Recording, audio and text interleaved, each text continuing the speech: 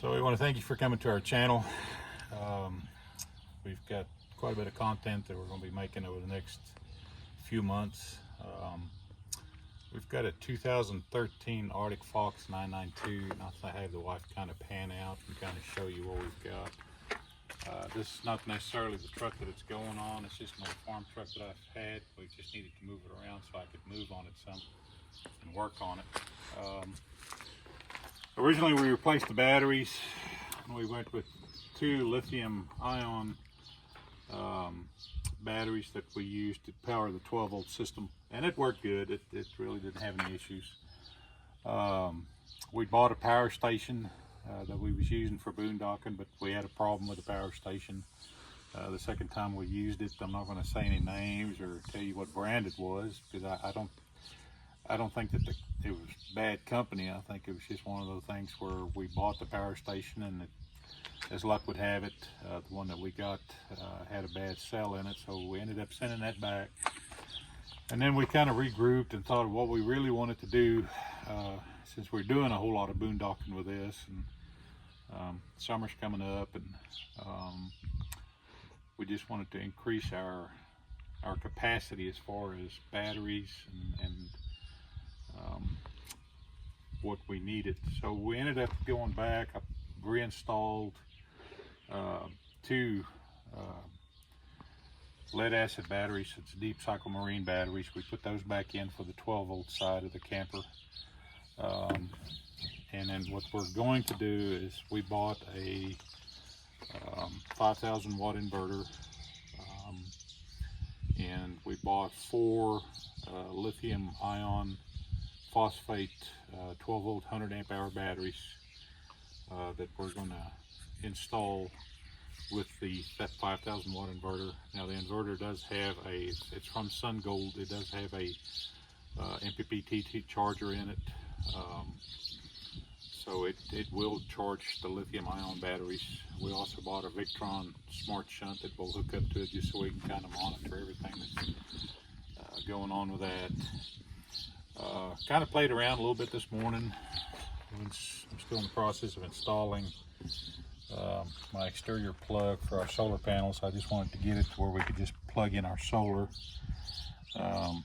straight in, and then I will run the cables up to the solar charger, or to the inverter actually.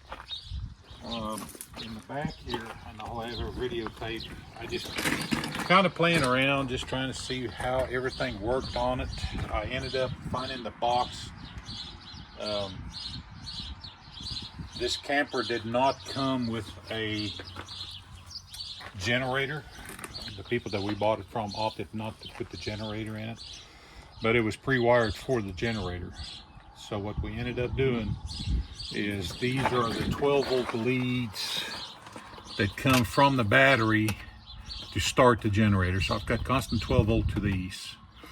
And then that was my 110 side that the generator would power up the camper with. I wasn't sure whether it had a transfer switch or how that worked, so I hooked the shore power up to the RV, but I did not have power on these connections. So I unhooked the shore power and kind of rigged me up a plug here, which I plugged into shore power. And this actually, it takes about 26 seconds. There has to be a transfer switch. It takes about 26 seconds, and then it will actually turn on the transfer switch, and which then powers the RV. So my intentions is I'm going to run a cord from my inverter, and I'll show you where we're going to install the inverter and the batteries and all, is to run a power cord from the inverter, and I want to make my connections in this box. And then I will have a breaker up by the inverter so that I can disconnect it or flip the breaker if we go to RV parks and we don't need the inverter to power, or backfeed back into the RV. So we'll have a breaker that we can flip to disconnect that. But that's what the plan is. I've got my cord coming in here, and I'm going to have a breaker right here for my solar, and then I'll run my wires up from here to the inverter, and I'll also have my supply side from the inverter to this, of course. And then I'm also thinking about running a plug into this compartment with just a regular male 110 plug on it, so that if my batteries get low, I can run an extension cord up here and plug it in, which will then power up the shore power side, or the utility side on the inverter, which will also then charge my batteries back up if we have a cloudy day or whatever.